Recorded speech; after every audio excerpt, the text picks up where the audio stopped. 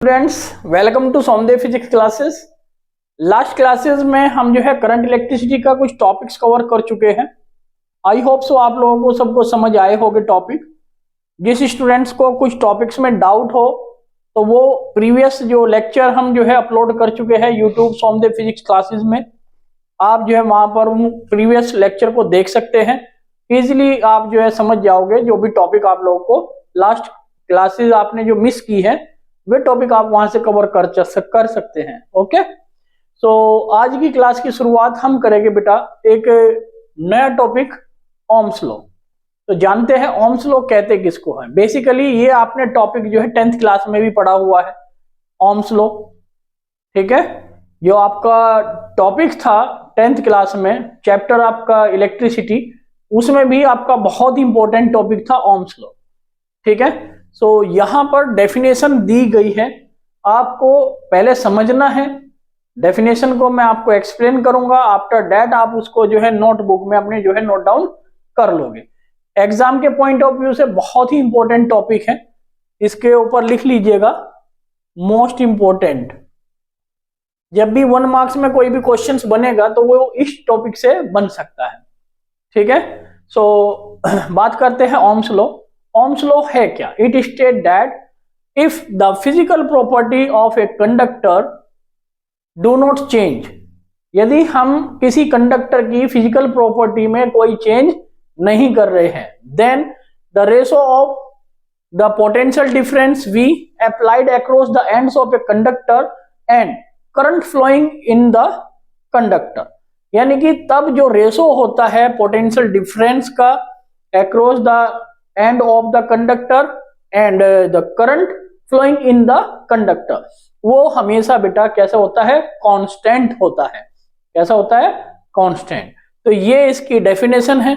अब यहां पर ये जो कांस्टेंट है, इस कांस्टेंट को हम जो है कैपिटल R से रिप्रेजेंट करते हैं और बेसिकली हम इसको जो है रेजिस्टेंस कहते हैं।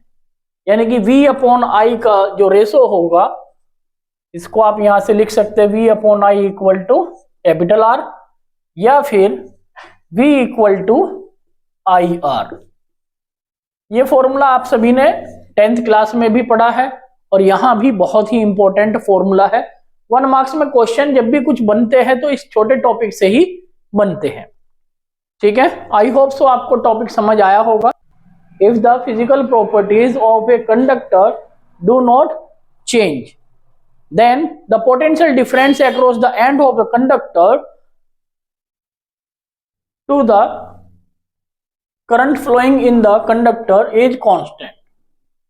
ठीक है, नेक्स्ट टॉपिक देखिए बेटा, ohmic and non ohmic conductor. Copy में नोट कीजिए, ohmic and non ohmic conductor. Ohmic conductor और नॉन ओमिक कंडक्टर में डिफरेंस क्या होता है वो यहां पर अभी आपको ग्राफ के द्वारा भी मैं बताऊंगा। समझते हैं पहले। ओमिक कंडक्टर्स वे कंडक्टर्स होते हैं which obeys Ohm's law and which do not obey Ohm's law, that is called non ohmic. जो ओम्स लॉ को ओबे करते हैं उनको हम ओमिक कंडक्टर कहते हैं और जो ओम्स लॉ को ओबे नहीं करते हैं उनको हम नॉन ओमिक कंडक्टर कहते हैं। फॉर एग्जाम्पल, जैसे यहाँ पर आप ग्राफ में देख सकते हैं कि यदि हम V और I का जो रेशो है वो कांस्टेंट रहे, यानी कि ये रेजिस्टेंस को रिप्रेजेंट करे और वो एक स्ट्रेट लाइन के रिप्रेजेंट करे, इसका मतलब वो ओमिक कंडक्टर कहलाएगा। वो क्या कहलाएगा? एक ओमिक कंडक्टर कहलाएगा। ठीक है, यानी कि ये जो रेशो है वो कांस्टेंट रहने वाला है V/I का। और दूसरा जो आप देख रहे हैं सेकंड ग्राफ, ये आपका है नॉन ओमिक कंडक्टर। इसका मतलब ये है आपने वोल्टेज बढ़ाई, करंट जो है स्टार्टिंग में वोल्टेज के अक्रॉस बढ़ रही है, बट धीरे धीरे वोल्टेज यानी कि पोटेंशियल बढ़ने के साथ साथ जो करंट की वैल्यू है वो डिक्रीज हो रही है, यानी कि कांस्टेंट होती जा रही है, बट पोटेंशियल डिफरेंस बढ़ता जा रहा है। तो इसका मतलब यहाँ पर पोटेंशियल डिफरेंस और जो इलेक्ट्रिक करंट है वो जो है रेशो उनका कांस्टेंट नहीं है। जब रेशो कांस्टेंट नहीं है दैट मीन्स उसको हम नॉन ओमिक कंडक्टर कहते हैं। ठीक है, और जिनका रेशो कांस्टेंट चलता है थ्रू आउट तो उसको हम क्या कहते हैं? ओमिक कंडक्टर कहते हैं। आई होप दोनों ही टॉपिक आपको अच्छे से समझ आए होंगे, नोट डाउन कीजिएगा। नेक्स्ट टॉपिक देखिएगा बेटा, जो आपका टॉपिक है वो है deduction of Ohm's law on the basis of drift velocity, यानी कि ओम्स लॉ को आपको जो है यहाँ पर डिड्यूस करना है on the basis of drift velocity के बिहाफ पर। देखिएगा बेटा, लास्ट जो हमने वीडियो लेक्चर अपलोड किया था, उन लास्ट लेक्चर में मैंने ड्रिफ्ट वेलोसिटी को बहुत अच्छे से एक्सप्लेन किया है आप लोगों के लिए। तो आप जो है इस टॉपिक को स्टार्ट करने से पहले उस लेक्चर को देखना आप लोगों के लिए बहुत जरूरी है, क्योंकि मैं उस लेक्चर का यानी कि जो टॉपिक है ड्रिफ्ट वेलोसिटी उसको दोबारा से आप लोगों के लिए यहां नहीं कराऊंगा। आप उस लेक्चर को पहले देखिएगा, वहां से उसके बाद आप इस लेक्चर को जो है यहां से फॉरवर्ड कीजिएगा। ओके, सो होता क्या है, ड्रिफ्ट वेलोसिटी, उस ड्रिफ्ट वेलोसिटी को आप वहां से पढ़ोगे और यहां इंप्लीमेंट करोगे। ठीक है, तो यहां पर मैं स्टार्ट कर रहा हूं ड्रिफ्ट वेलोसिटी का। जब आपका फॉर्मूला ड्राइव हो जाता है, आफ्टर दैट उसके बाद आप जो है यहां पर उस फॉर्मूले को यूटिलाइज करते हुए कैसे ओम्स लॉ को हम एक्सप्रेस करते हैं in terms of drift velocity, वो मैं यहां पर आपको एक्सप्लेन कर रहा हूं। ये टॉपिक बहुत इंपॉर्टेंट है बेटा, और बोर्ड एग्जाम में 3 मार्क्स या फिर 5 मार्क्स तक एग्जाम में पूछा जा चुका है। ठीक है, तो आपके लिए बेहद इंपॉर्टेंट टॉपिक, बहुत ज्यादा आप देखिएगा इस टॉपिक को। आपको मैं बता दूं, जब आप इस टॉपिक को एक्सप्लेन कर रहे होगे, ड्राइव कर रहे होगे, तो उसके लिए आपको पहले बेटा ड्रिफ्ट वेलोसिटी को एज इट इज इस टॉपिक में कंप्लीट करना होगा।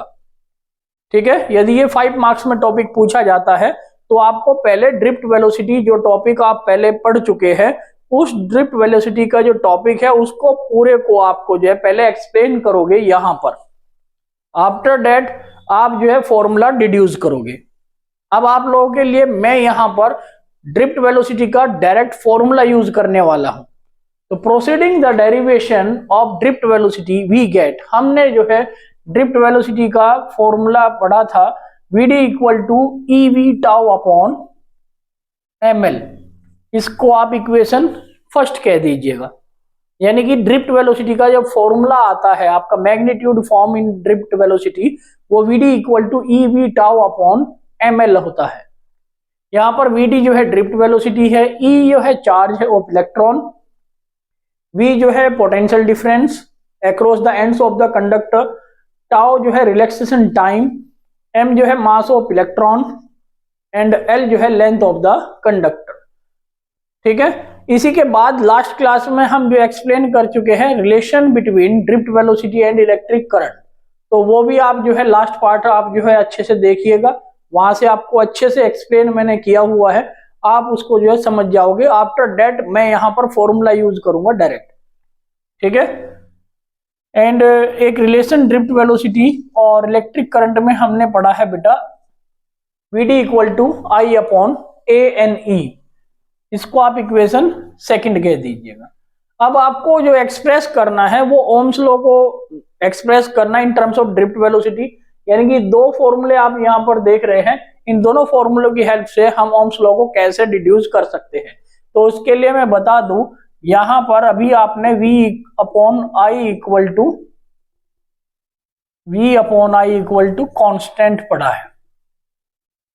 क्या पढ़ा है बेटा? V upon I equal to constant.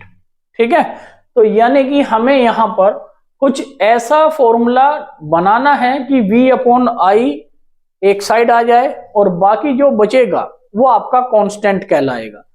समझ आ गई बात? अब देखिएगा यहां पर इक्वेशन फर्स्ट और सेकंड, यानी कि हम यहां पर equation first and second we get, first और सेकंड इक्वेशन को हम यहां पर देखते हैं। लेफ्ट हैंड साइड इक्वल है तो राइट साइड को इक्वल कर दीजिएगा। अब यहां से EV tau upon ml equal to I upon ANE। अब यहां ध्यान दीजिएगा, V अपॉन I बनाना है तो V आपका ये दिखाई दे रहा है, I यहां पर है, यानी कि V के नीचे आपको जो है I को लेके आना है। बाकी जो टर्म बचेगी ml जो है, इसको तो आप जो है इसके साथ रिप्लेस कर दीजिएगा।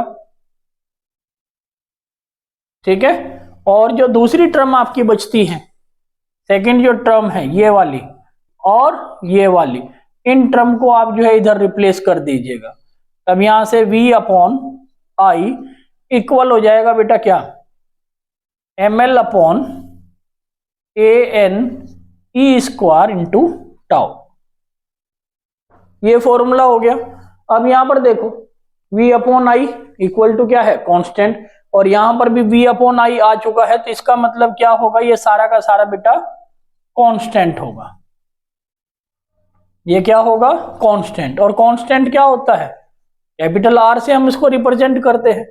तब यहां से हम लिख सकते हैं therefore V upon I equal to capital R। यही आपको जो है यहां पर एक्सप्लेन करना था। अब यहां पर आपको ध्यान रखना है क्या, कांस्टेंट है ये, तो कांस्टेंट यानी कि जब आपका इसमें कुछ पॉइंट्स है वो सुन लीजिएगा ध्यान से।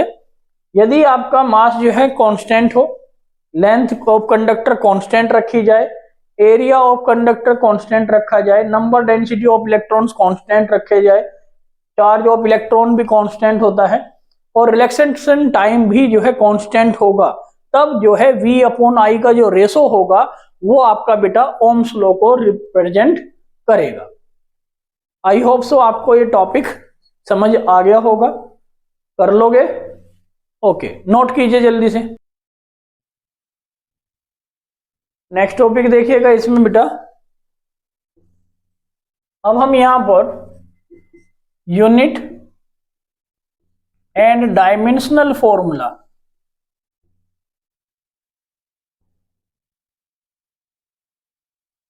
ऑफ रेजिस्टेंस, रेजिस्टेंस के लिए यूनिट और डायमेंशनल फॉर्मूला जो है क्या होता है वो अब आप यहां पर फाइंड आउट करने वाले हैं। तो चलिए बात करते हैं। सबसे पहले यूनिट क्या होगी यहां पर, यूनिट ऑफ रेजिस्टेंस। तो यूनिट ऑफ रेजिस्टेंस के लिए, क्योंकि हम यहां पर लिखिएगा वी नो डेट, फॉर्मूला आपका V upon I equal to capital R। अब यहां से यूनिट ऑफ रेजिस्टेंस यानी कि कैपिटल R की यूनिट हमें चाहिए, तो यूनिट ऑफ वोल्टेज यानी कि वोल्ट, और इसको हम जो है यहां पर करंट की यूनिट क्या लिखेंगे बेटा, एम्पियर, यानी कि वोल्ट अपॉन एम्पियर हम लिख सकते हैं। अब वोल्ट को यानी कि पोटेंशियल डिफरेंस की जो यूनिट होती है, एक और यूनिट होती है इसकी, इसको हम जो है क्या कहते हैं बेटा, इसको कहते हैं जूल पर कुलाम। इसको क्या कहते हैं, जूल पर कुलाम, और ये आ जाएगा आपका एम्पियर। यहां से आप समझ सकते हैं वोल्ट को हम जो है क्या कहते हैं, जूल पर कुलाम। कैसे कहते हैं, क्योंकि V equal to W upon Q naught, ये फॉर्मूला होता है। अब वर्क डन की यूनिट क्या हुई, जूल, और चार्ज यूनिट क्या हुई, कुलाम, तो इसलिए यहां से जो यूनिट होगी वो यूनिट इसकी आ जाएगी बेटा जूल पर कुलाम एम्पियर, या फिर unit of capital R resistance, ये हो जाएगा जूल पर कुलाम, को जो है यहां पर हम जो है एम्पियर सेकंड भी लिख सकते हैं, या फिर आप जो है कुलाम एम्पियर, ये आपकी यूनिट आ जाएगी बेटा किसकी, रेजिस्टेंस की। अब इन सब को, ये जो यूनिट आई है, ये जो यूनिट आई है, और ये जो यूनिट है, इन सभी यूनिट को हम जो है कहते हैं ओम। क्या कहते हैं, ओम। और इस सिंबल से जो है हम इसको रिप्रेजेंट करते हैं। तो यानी कि हम कह सकते हैं देयरफॉर यूनिट ऑफ रेजिस्टेंस, जो यूनिट ऑफ रेजिस्टेंस होगी यहां पर capital R is Om.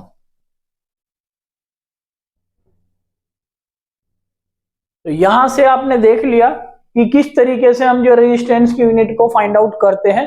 Unit of resistance होती है बेटा ओम, यूनिट ऑफ रेजिस्टेंस होती है जूल पर कुलाम एम्पियर, यूनिट ऑफ रेजिस्टेंस को हम जूल पर कुलाम एम्पियर या फिर वोल्ट पर एम्पियर भी कहते हैं। अब बात कर लेते हैं इसका dimensional formula. Dimensional formula of capital R. Resistance के लिए डायमेंशनल फॉर्मूला आपको जो है निकालना है। क्या निकालना है? रेजिस्टेंस के लिए डायमेंशनल फॉर्मूला निकालना है। तो इसके लिए आपको जो है यूनिट पता होनी चाहिए।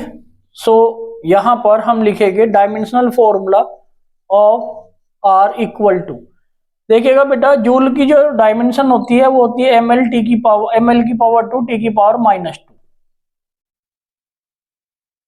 क्या होता है?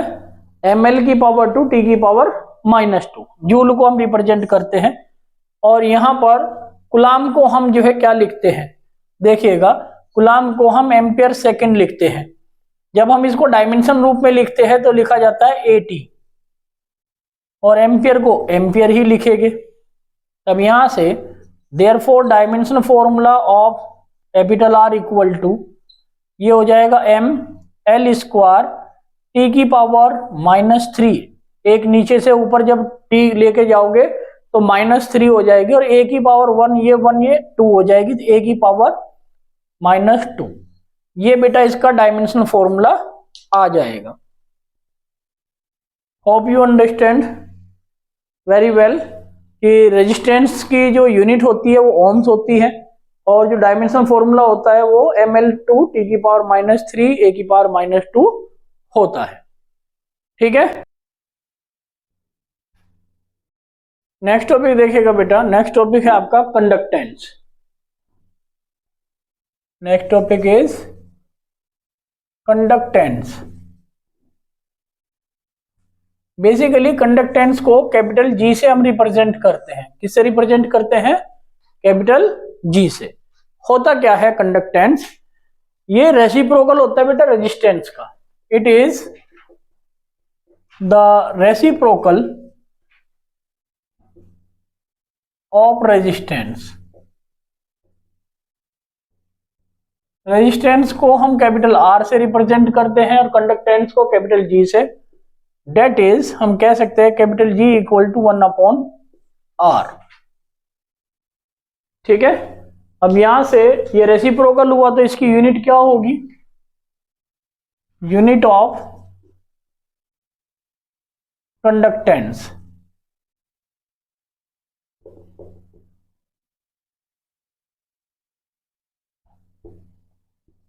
तो यूनिट ऑफ कंडक्टेंस यहां पर जो होती है बेटा, अब यहां से 1G इक्वल टू क्या है? 1/R, और रेजिस्टेंस की जो यूनिट होती है उसको हम ओम कहते हैं। तो कंडक्टेंस की यूनिट क्या हो जाएगी? Mho, reciprocal of the unit of resistance. तो जो unit of G equal to mho. ठीक है, या फिर इसको हम ओम इनवर्स भी कहते हैं। क्या कहते हैं? ओम इनवर्स, या फिर साइमन। ये तीनों ही यूनिट जो है बेटा कंडक्टेंस की कहलाती है। ये तीनों यूनिट किसकी कहलाती है? कंडक्टेंस की। कंडक्टेंस समझ आ गया ना किसको कहते हैं? Reciprocal of resistance. ठीक है, इसके बाद जो है यहां पर देखिएगा डायमेंशनल फॉर्मूला हम निकालते हैं कंडक्टेंस का। तो डायमेंशनल फॉर्मूला जो होगा वो रेजिस्टेंस का रेसिप्रोकल होगा। आप यहां पर देख सकते हैं, अभी तक मैंने आप लोगों के लिए रफ नहीं किया। जो डायमेंशन फॉर्मूला रेजिस्टेंस का आया था वो क्या था बेटा? ml की पावर 2 टी की पावर -3 a की पावर -2। तो यहां पर इसका रेसिप्रोकल कर दीजिएगा, यानी कि m की पावर -1, l की पावर -2, t की पावर 3, a की पावर 2। सिंपल, बस इतना ध्यान रखना है कि आपको रेजिस्टेंस को रेसिप्रोकल कर देना है, यानी कि रेजिस्टेंस का रेसिप्रोकल आपका क्या होता है बेटा? कंडक्टेंस कहलाता है। Hope you understand very well this topic. Okay, yes sir. Note कीजिए जल्दी से। नेक्स्ट टॉपिक देखिएगा बेटा, स्पेसिफिक रेजिस्टेंस। स्पेसिफिक रेजिस्टेंस किसको कहते हैं? If the temperature remains constant, then the resistance is directly proportional to its length of the conductor and inversely proportional to the area of the conductor। ठीक है, तो mathematically हम यहां पर लिख सकते हैं डेट इज आर जो है डायरेक्टली प्रोपोर्शनल है किसके, लेंथ के, एंड रेजिस्टेंस यानी कि आर जो है इनवर्सली प्रोपोर्शनल है किसके, area of the conductor. Then तब हम यहां से कह सकते हैं इक्वेशन फर्स्ट एंड सेकंड से, आर डायरेक्टली प्रोपोर्शनल होगा एल अपॉन ए। तब यहां पर ये जो प्रोपोर्शनलिटी साइन आप देख रहे हैं, इस प्रोपोर्शनलिटी साइन को आप हटाओगे तो इसकी जगह आ जाएगा rho, L upon A, where rho equal to specific resistance.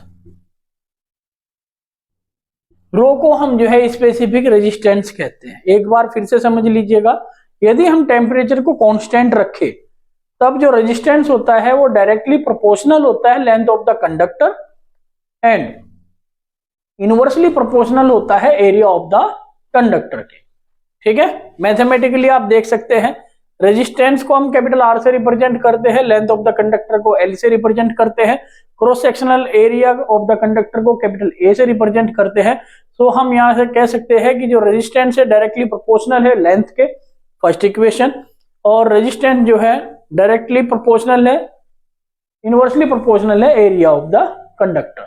तो यहां से R proportional to L upon A, proportionality का साइन हटाएंगे तो इक्वल आकर कांस्टेंट आएगा। यहां आपका रो क्या है बेटा, एक कांस्टेंट है जिसको हम स्पेसिफिक रेजिस्टेंस के नाम से जानते हैं। Hope you understand this topic.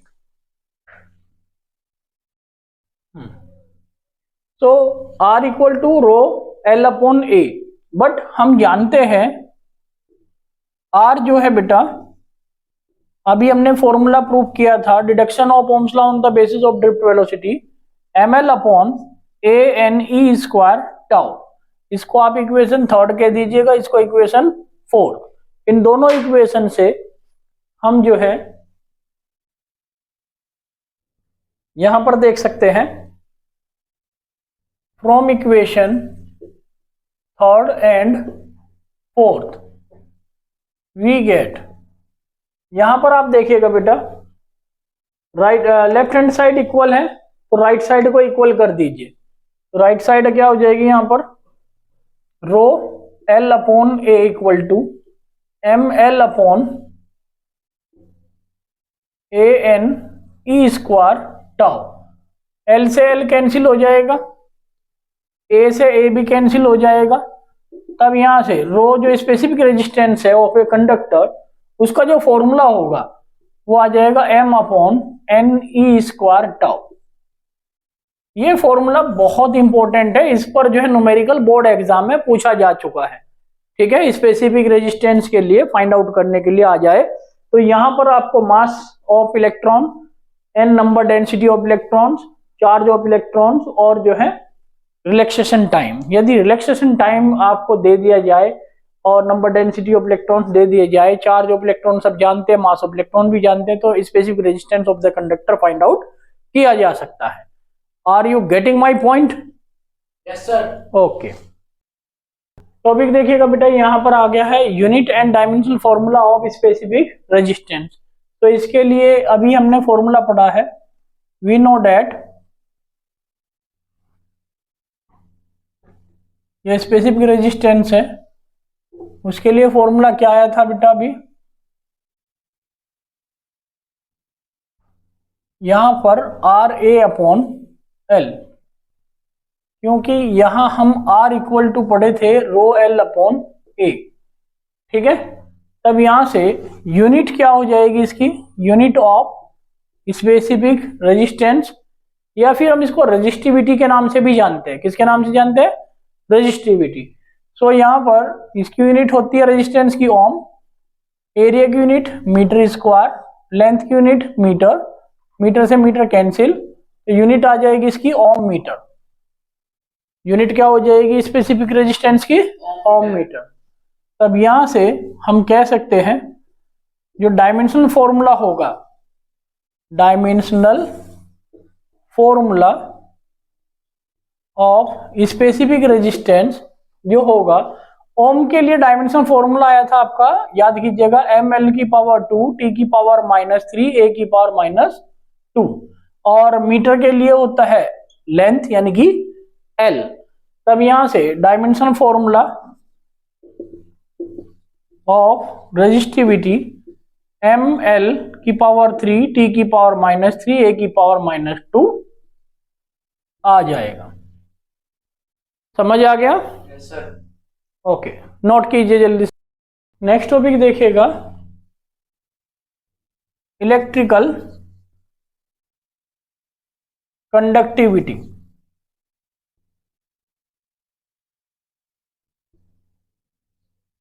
Basically electrical conductivity हम कहते किसे हैं? ये होता है बेटा रेसिप्रोकल ऑफ रेजिस्टिविटी। क्या होता है? Reciprocal of resistivity. तो इसको हम डिफाइन करते हैं, it is defined as the reciprocal of the specific resistance और स्पेसिफिक रेजिस्टेंस और रेजिस्टिविटी।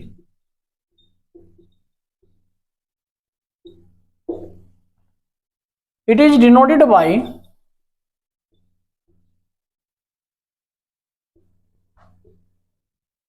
सिग्मा। इलेक्ट्रिकल कंडक्टिविटी हम कहते किसे हैं? Basically electrical conductivity is the reciprocal of resistivity and it is denoted by sigma. तो mathematically हम यहां से कह सकते हैं, mathematically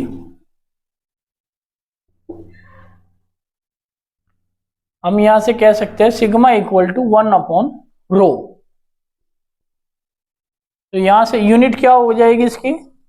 unit of electrical conductivity वो होगी बेटा यहां पर रेसिप्रोकल है रेजिस्टिविटी का, तो इसका मतलब यहां से ohm metre inverse, ohm inverse metre inverse जो है इसकी यूनिट हो जाएगी। ठीक है, इसी तरह से यहां पर इसका हम जो है डायमेंशनल फॉर्मूला निकालेंगे। Dimensional formula of electrical conductivity. तो जो डायमेंशनल फॉर्मूला आपका रेजिस्टिविटी के लिए आया था, ठीक है, ये आप देख सकते हैं, उसका रेसिप्रोकल आपका जो है इलेक्ट्रिकल कंडक्टिविटी के लिए होता है। तो यहां से क्या हो जाएगा? m की पावर -1, l की पावर -3, t की पावर -3, a की पावर -2। ये इसका डायमेंशनल फॉर्मूला होगा बेटा इलेक्ट्रिकल कंडक्टिविटी का। समझ आ गई बात? Yes sir. नोट कीजिए।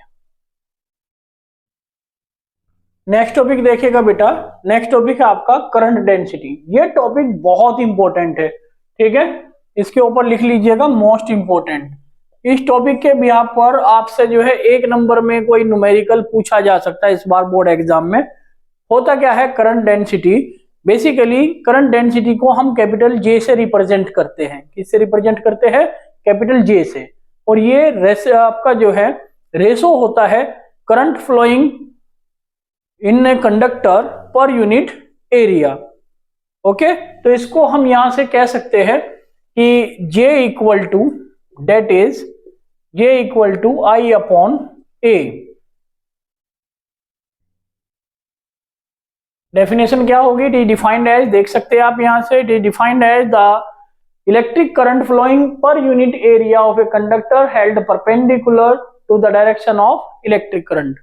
ठीक है, यानी कि ये कोई कंडक्टर है जिसमें कोई करंट आपकी जो है आई फ्लो कर रही है, तो यहां पर जो एरिया है वो भी परपेंडिकुलर रखा गया है और उसकी जो डायरेक्शन है towards the direction of electric current बताई गई है।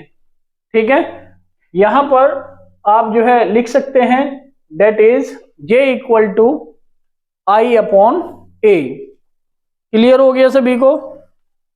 ओके, यदि हम यहां मानकर चले कि जो कंडक्टर से जो आपका एरिया वेक्टर एरिया है वो नॉर्मल आपका जो है दिखाया गया है, यानी कि if the electric current makes an angle theta with the normal drawn on the area.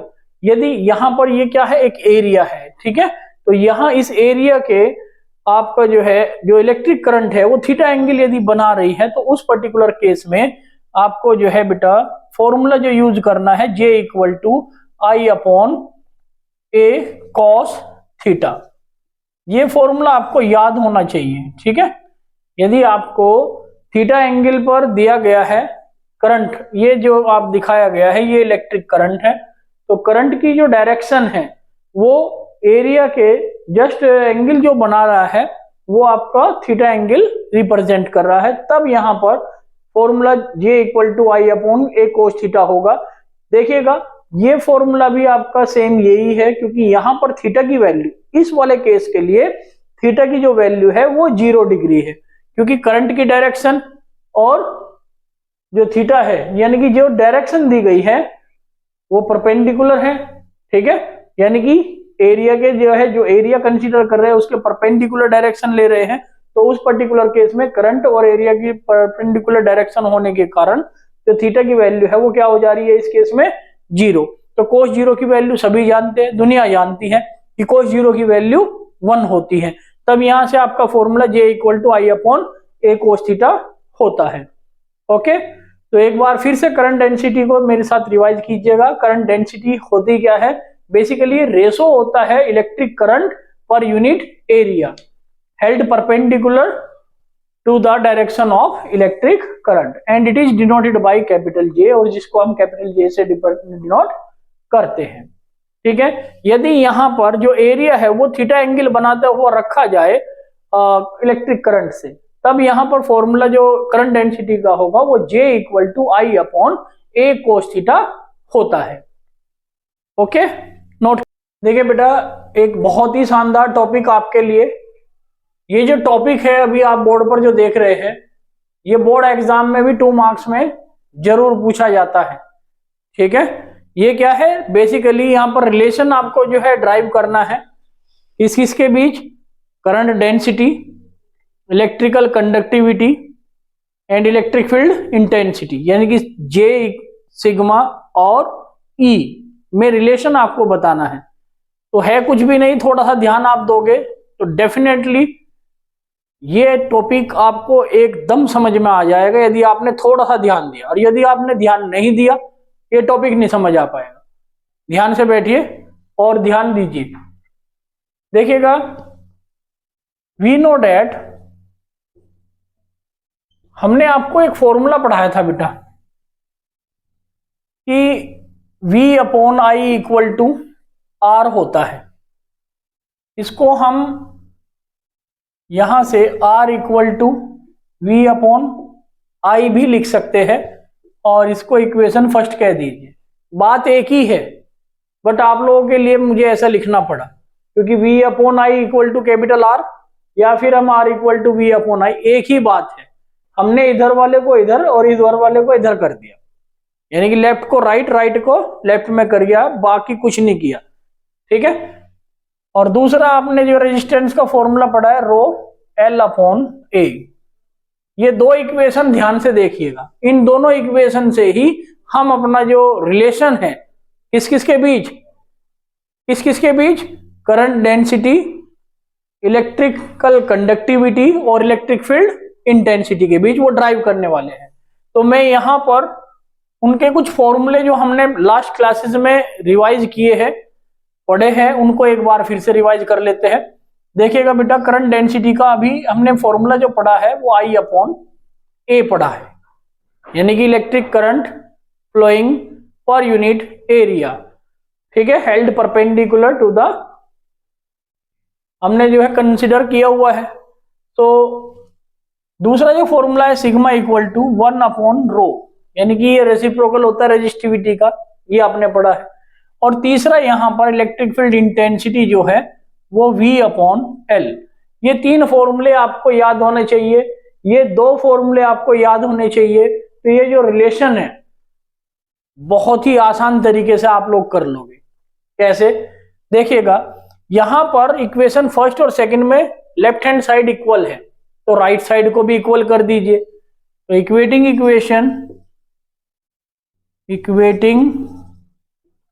Equation first and second we get, दोनों इक्वेशन को इक्वेट करो। तो यहां पर V upon I equal to rho L upon A लिखा जा सकता है क्या? लिख सकते हैं। अब आपको क्या करना है, इन तीन फॉर्मूले की हेल्प से इस तरीके से बनाना है फॉर्मूले कि आपकी ये टर्म सेट हो जाए। कैसे? V के नीचे बेटा L चाहिए, तो ये L यहां पर है तो यहां आ जाएगा, देयरफॉर V अपॉन L कर दिया। ये जो L आप देख रहे हैं, इसको I को हमने इससे क्या कर दिया, रिप्लेस कर दिया, तो V upon L equal to यहां पर रो I अपॉन A लिखा जा सकता है, या फिर हम जो है इसको कैसे लिख सकते हैं, I upon A equal to 1 upon rho और मल्टीप्लाई में V अपॉन L भी लिख सकते हैं। बताओ लिख सकते हैं कि नहीं? लिख सकते हैं ना। तो यहां पर I upon A equal to 1 upon rho into V upon L। अब यहां पर I अपॉन A को हम क्या कह देते हैं, J, ठीक है, और 1 अपॉन रो को हम क्या कह देते हैं, सिग्मा, क्लियर, और V अपॉन L को हम क्या कह देते हैं, इलेक्ट्रिक फील्ड इंटेंसिटी, ठीक है। तब यहां से therefore J equal to sigma into E, ये आपका बेटा रिलेशन होता है current density, electrical conductivity and electric field intensity के बीच। नोट कीजिएगा। टॉपिक देखिएगा बेटा, classification of material on the basis of their conductivity. Conductivity के बिहाफ पर हम जो है मटेरियल को किस तरीके से क्लासिफाई कर सकते हैं, तो उसके लिए आप ये देखिएगा, हम मटेरियल को जो है तीन तरीके से जो है क्लासिफाई कर सकते हैं। फर्स्ट आपका इसमें आता है कंडक्टर्स, सेकंड आपका इंसुलेटर, थर्ड आपका सेमीकंडक्टर्स। आप चाहो तो फर्स्ट को जो है इंसुलेटर, उसके बाद कंडक्टर, उसके बाद सेमीकंडक्टर, जैसे आपका मन हो उस तरीके से आप जो है लिख सकते हैं। चलिए फर्स्ट टॉपिक देखते हैं, वो है आपका इंसुलेटर। इंसुलेटर क्या होता है? The material whose electrical conductivity is either very small और जीरो, यानी कि एक ऐसे मटेरियल जिनकी इलेक्ट्रिकल कंडक्टिविटी या तो बिल्कुल कम हो या फिर जीरो हो, उन सभी मटेरियल्स को हम जो है क्या कहते हैं, इंसुलेटर्स कहते हैं। फॉर एग्जाम्पल जैसे आप वुड ले सकते हैं, ड्राई वुड, रबर ले सकते हैं, प्लास्टिक ले सकते हैं, ये सब क्या है, इंसुलेटर है। ये सब क्या है बेटा, इंसुलेटर, यानी कि बैड कंडक्टर जिन आप कह सकते हैं, जो बैड इलेक्ट्रिकल कंडक्टिविटी को रिप्रेजेंट करते हैं, वो आपके इंसुलेटर कहलाते हैं, ठीक है। नेक्स्ट आपका देखिएगा conductor, the material whose electrical conductivity is very high, ठीक है, जिनकी इलेक्ट्रिकल कंडक्टिविटी मटेरियल की हाई होती है, उन मटेरियल्स को हम जो है इस नाम से जानते हैं, कंडक्टर के नाम से जानते हैं। फॉर एग्जाम्पल कौन कौन से हो सकते हैं, जैसे कॉपर, एल्यूमिनियम, आप देख सकते हैं सिल्वर, गोल्ड, ईटीसी, बहुत सारे जितने भी मेटल्स हैं वे सारे के सारे आपके जो है क्या है, कंडक्टर्स हैं।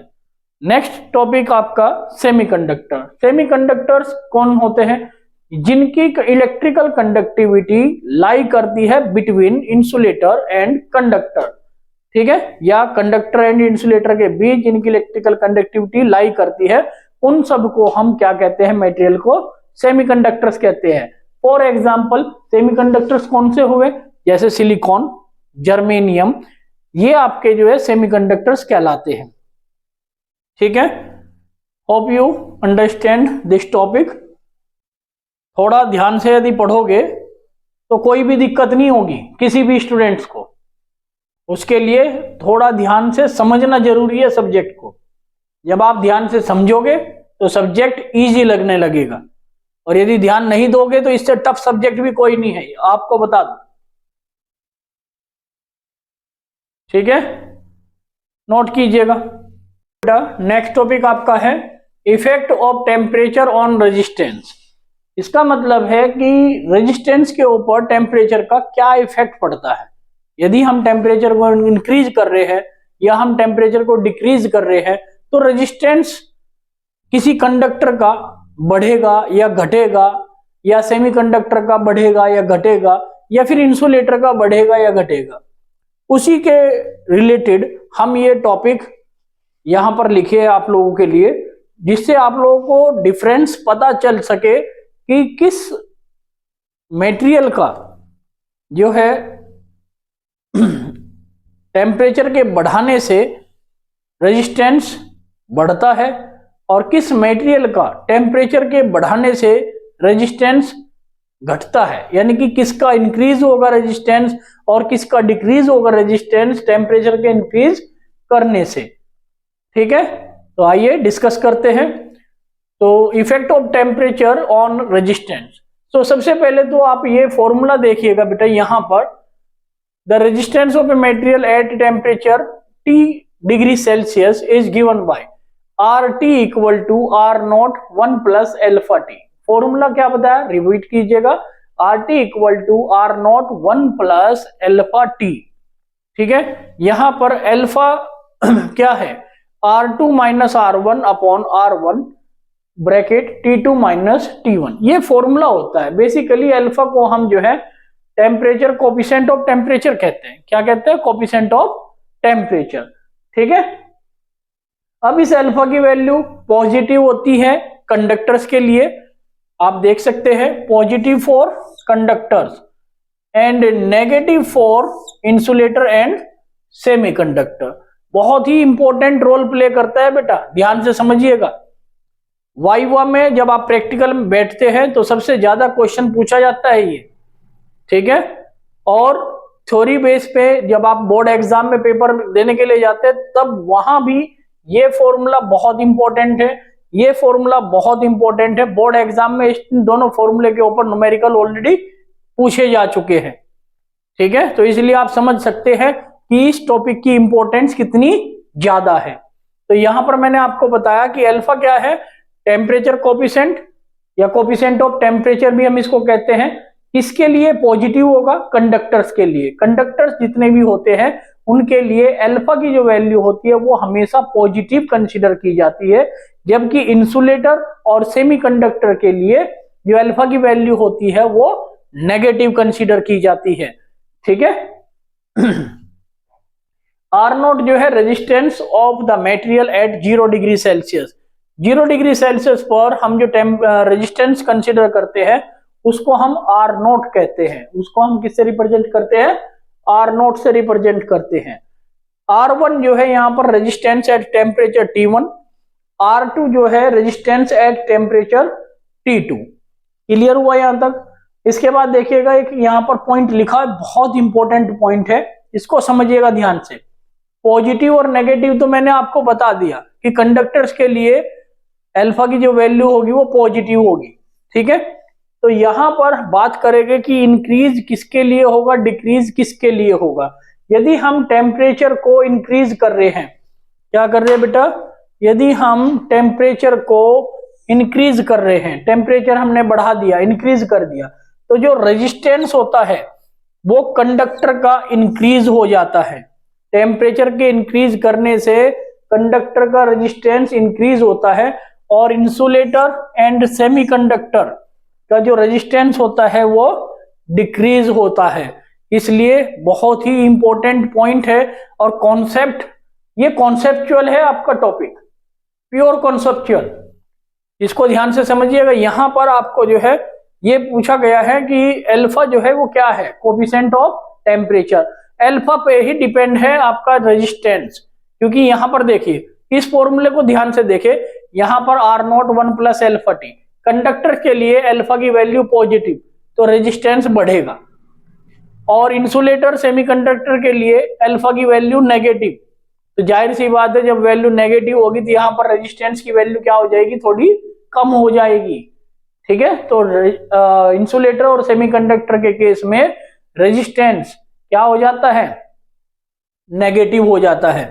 ठीक है, और यदि यहां पर टेम्परेचर की वैल्यू को हम इंक्रीज कर दे, टेम्परेचर की वैल्यू, यहाँ टी क्या है बेटा, टेम्परेचर है, टी क्या है, टेम्परेचर, टेम्परेचर को आप बढ़ाओ, टेम्परेचर आपने इंक्रीज किया। अब ध्यान दीजिएगा अल्फा की वैल्यू पर, अल्फा की वैल्यू यदि पॉजिटिव है तो रेजिस्टेंस भी क्या होगा, पॉजिटिव, और पॉजिटिव किसके लिए है, कंडक्टर के लिए, पॉजिटिव किसके लिए है, कंडक्टर के लिए।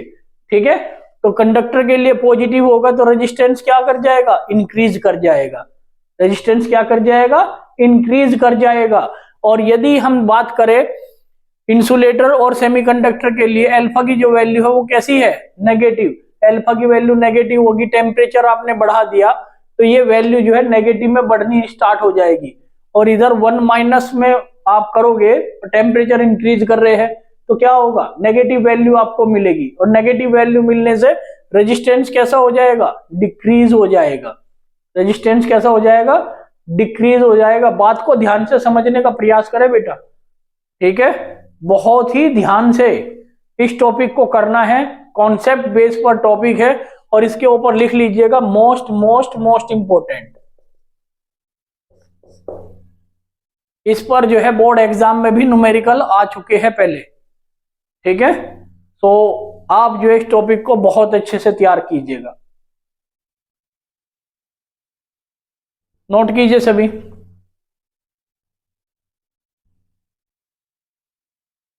नेक्स्ट टॉपिक देखिएगा बेटा, ये टॉपिक है आपका ग्रुपिंग ऑफ रेजिस्टेंसेस, ठीक है। फर्स्ट इसमें पार्ट लेते हैं हम series grouping. Series grouping basically कहते किसको है, what is series grouping, when two और more resistors are connected in such a way then the flow of current across all the resistors is same, ठीक है। तो टू और more resistor are said to be connected in series if the same current passes through the all the resistors।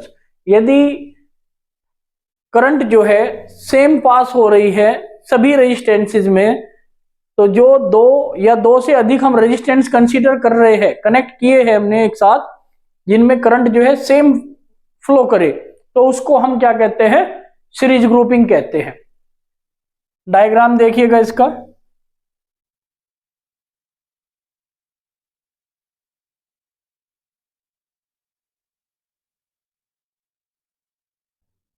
यहां पर आपने जो है इस तरीके से एक डायग्राम जो है ड्रॉ कर लेना है। ये बैटरी होगी जिसका पोटेंशियल V होगा, पोटेंशियल डिफरेंस। यहां पर एक जो है की दी गई है, क्या है, की आपको जो है दी गई है। और यहां पर रेजिस्टेंस R1, R2, R3 तीन रेजिस्टेंस है। करंट जो है इस बैटरी से हम I कंसीडर करके चलते हैं कि इससे जो फ्लो हो रही है करंट इस पूरे सर्किट में, वो करंट कितनी फ्लो हो रही है, स्मॉल I।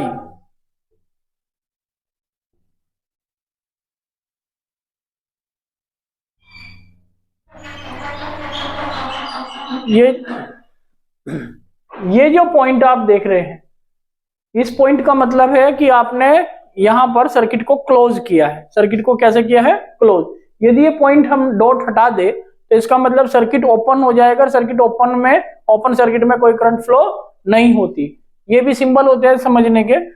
यहां पर हम मार्क कर लेते हैं A, B, C और D। A से B जो है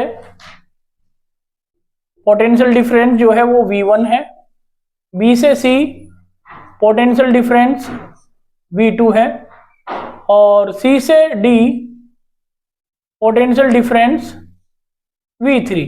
और जो total potential difference across the circuit या अक्रॉस ऑल द रेजिस्टेंसेस, यानी कि यहां पर A से D तक जो बैटरी का पोटेंशियल डिफरेंस है वो कैपिटल V है, ठीक है।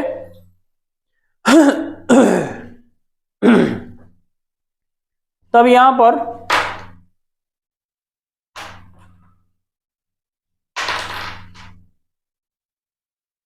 फ्रॉम फॉर्मूला आप सभी जानते हैं, V इक्वल टू होता है बेटा IR, ये फॉर्मूला होता है। अब यहां से potential difference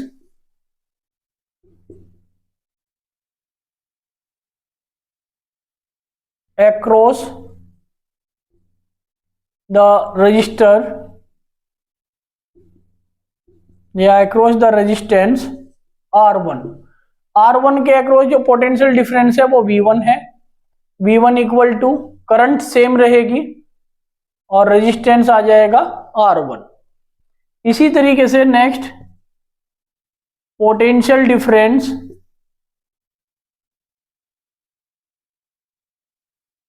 across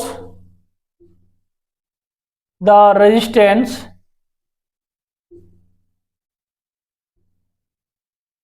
R2। R2 के अक्रॉस जो पोटेंशियल डिफरेंस है वो कितना है V2। V2 equal to I R2 हम लिख सकते हैं।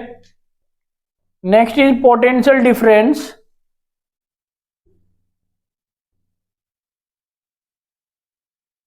across the resistance R3। R3 जो रजिस्टर है, ठीक है, उसके अक्रॉस जो पोटेंशियल डिफरेंस है, तो वो पोटेंशियल डिफरेंस कितना है यहां पर V3 इक्वल टू IR3 हम जो है लिख सकते हैं। क्या लिख सकते हैं? V3 इक्वल टू IR3 लिखा जा सकता है। तब यहां से net potential difference, net potential difference, तो नेट पोटेंशियल डिफरेंस जो होगा V equal to V1 plus V2 plus V3, इन तीनों के सम के इक्वल होगा बेटा नेट जो पोटेंशियल होगा। तब V की वैल्यू क्या है? V की वैल्यू यहां से देखिएगा IR इक्वल टू V1 की वैल्यू यहां पर देखिएगा IR1, V2 की वैल्यू क्या है IR2 और V3 की वैल्यू क्या है IR3। यहां से I जो है कॉमन आ जाएगा, तो IR equal to I common लोगे तो क्या आ जाएगा R1 plus R2 plus R3। तब यहां पर इस I से इस I को आप कैंसिल आउट कर दोगे, तब R इक्वल टू यहां से आएगा R1 plus R2 plus R3। ये आपका जो फॉर्मूला आया बेटा वो सीरीज ग्रुपिंग में आया है। इक्विवेलेंट जो रेजिस्टेंस होता है सीरीज ग्रुपिंग में वो R1 plus R2 plus R3 इस तरीके से लिखा जाता है। ये टॉपिक आपका जो है बहुत ही इंपॉर्टेंट है, क्योंकि इसकी हेल्प से आप आगे जो टॉपिक पढ़ने वाले हैं, किरचॉफ लॉ, व्हीटस्टोन ब्रिज, उनके जो न्यूमेरिकल होंगे वो इसी टॉपिक से जो है समझना आसान होगा आप लोगों के लिए, क्योंकि वहां पर सीरीज कॉम्बिनेशन और पैरेलल कॉम्बिनेशन दोनों का यूज किया गया है। ठीक है, तो आई होप सो आपको टॉपिक अच्छे से समझ में आ गया होगा। ठीक है, बहुत ही अच्छे से इसको नोट डाउन कीजिएगा।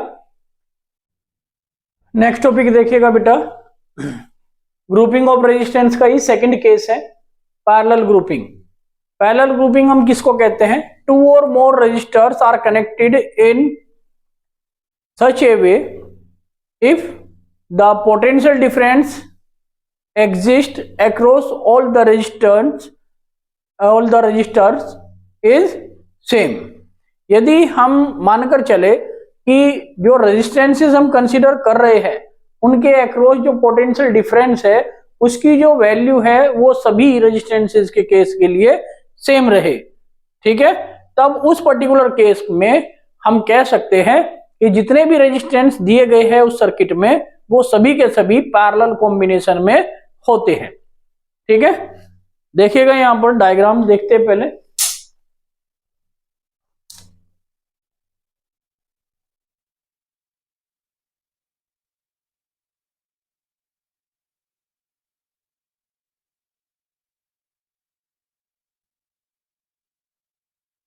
यहां पर आप जो है इसी तरीके से डायग्राम ड्रॉ करोगे बेटा, जैसे कि यहां पर दिखाया गया है।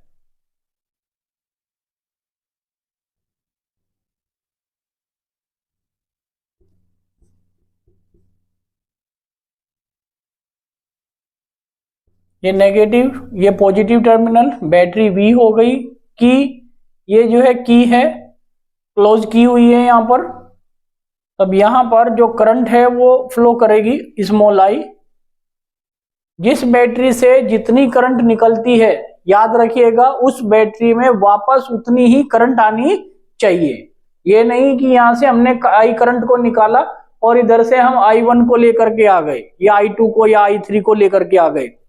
ये थोड़े से कुछ पॉइंट्स है जो समझने चाहिए आप लोगों को। अब यहाँ ये पॉइंट आपका A, इस पॉइंट को आप जो है B कंसीडर कर लीजिएगा। ये रेजिस्टेंस R1, ये रेजिस्टेंस R2, ये रेजिस्टेंस R3। जब ये करंट यहाँ इस पर्टिकुलर पॉइंट पे आएगी तो यहाँ पर क्या होगा बेटा, करंट जो है डिवाइड हो जाएगी। इधर करंट I1, R2 रेजिस्टेंस में करंट I2, R3 रेजिस्टेंस में करंट I3 फ्लो करेगी।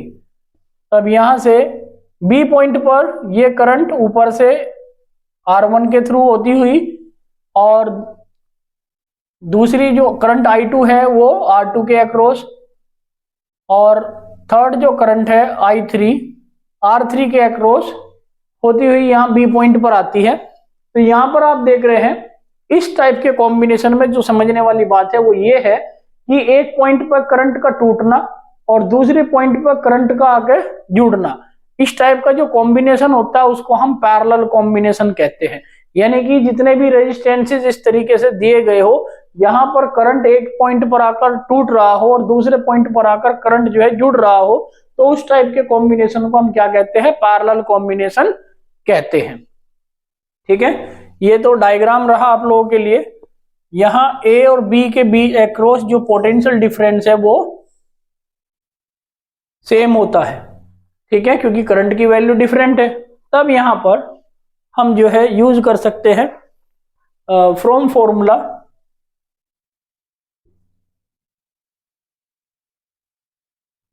V इक्वल टू होता है बेटा IR। यहां पर डिफरेंट क्या है, करंट, तो करंट के लिए क्या होगा, I equal to V upon R। ये टोटल करंट है I और ये आपका फॉर्मूला आ गया ओम्स लॉ को हमने इस तरीके से लिख सकते हैं V अपॉन R। तब यहां पर current in the resistance R1 resistance में जो करंट है वो कितनी है बेटा, वो करंट है I1। तो I1 equal to V, potential difference same होगा, अपॉन R1। इसी तरीके से current in the resistance R2 के अक्रॉस जो करंट होगी वो I2 है। आप देख सकते हैं यहां पर ये हो जाएगा V अपॉन R2 और current in the resistance R3 में जो करंट होगी वो I3 equal to V upon R3 हम लिख सकते हैं। ठीक है, तो टोटल करंट कितनी हुई यहां पर, total current I equal to I equal to I1 plus I2 plus I3। Total current यही तो होगी। अब यहां पर इनकी सबकी वैल्यू देखिएगा, यहां पर I की वैल्यू क्या है, V अपॉन R, I1 की value V upon R1 plus I2 की value V upon R2 plus I3 की वैल्यू V अपॉन R3 लिख सकते हैं। यहां से V कॉमन ले लीजिए, V मैंने कॉमन लिया तो 1 upon R1 plus 1 upon R2 plus 1 upon R3। ठीक है, अब यहां V को हम V से कैंसिल कर देंगे जो पोटेंशियल डिफरेंस है। तब यहां पर क्या बचा, यहां पर बचेगा 1 upon R equal to 1 upon R1 plus 1 upon R2 plus 1 upon R3। और इसी को बेटा हम जो है पैरेलल कॉम्बिनेशन में रेजिस्टेंस को कहते हैं। ठीक है, आई होप सो आपको ये समझ आया होगा। इसको आप जो है नोट डाउन कीजिए अपनी नोटबुक में। बहुत ही आसान है बेटा फिजिक्स, थोड़ा सा ध्यान दोगे तो सारी बातें आपको एक एक बात समझ में आएगी और इजीली आप जो है सभी कॉन्सेप्ट को सीख जाओगे और कैसे हम उन कॉन्सेप्ट को यूटिलाइज करते हैं जब बोर्ड एग्जाम में कोई क्वेश्चंस आप लोगों से पूछा जाता है। तो सब कुछ यहीं पर डिपेंड है। तो यहाँ आप देख सकते हैं पैरेलल कॉम्बिनेशन में दो बातें इंपॉर्टेंट है। पहली बात तो ये कि जो पोटेंशियल डिफरेंस एग्जिस्ट करता है अक्रॉस ऑल द रेजिस्टेंसेस वो सेम होता है। और दूसरी पहचान क्या होगी? दूसरी पहचान ये होगी कि करंट का एक पॉइंट पर टूटना और दूसरे पॉइंट पर आकर जुड़ना। इस बीच जितने भी रेजिस्टेंसेस लगे होते हैं वे सभी के सभी रेजिस्टेंसेस पैरेलल कॉम्बिनेशन में कहलाते हैं। जबकि सीरीज कॉम्बिनेशन में क्या बताया गया था कि सीरीज कॉम्बिनेशन में करंट जो है across all the resistances will be same, यानी कि सीरीज कॉम्बिनेशन में करंट जो है बिल्कुल टूटती नहीं है, यानी कि एक एंड से चलेगी और दूसरे एंड तक बिल्कुल स्ट्रेट निकल जाएगी। रेजिस्टेंसेस सारे के सारे एक ही लाइन में लगे रहते हैं, वे सारे के सारे सीरीज कॉम्बिनेशन में कंसीडर किए जाते हैं। These are the difference between the series combination and the parallel combination. Are you getting my point? Okay. तो बहुत ही सुंदर हैंड राइटिंग में आप जो है इसको नोट डाउन करें और बेटा पढ़ाई में जम के मेहनत करें।